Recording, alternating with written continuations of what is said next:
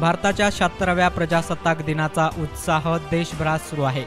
अहिल्यानगरच्या अकोले तालुक्यातील police parade ground या ठिकाणी ध्वजारोहणाचा शासकीय समारंभ मोठ्या उत्साहाच्या वातावरणात संपन्न करण्यात आला। उपविभागीय अधिकारी विशाल यादव यांच्या हस्ते ध्वजारोहण करून अकोले पोलिसांनी राष्ट्रध्वजाला सलामी दिली। यावेळी तहसीलदार सिद्धार्थ कुमार मोरे, अकोले पोलीस ठाण्याचे पोलीस निरीक्षक मोहन बोरसे, पंचायत समितीचे व्हिडिओ अमर माने यांच्यासह पोलीस, होमगार्ड आणि शासकीय कर्मचारी उपस्थित होते।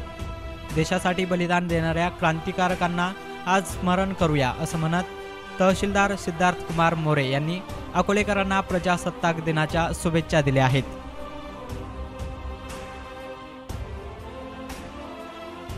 मी तहसीलदार सिद्धार्थ मोरे आपला सर्वांना प्रजासत्ताक दिनाच्या खूप खूप शुभेच्छा देतो।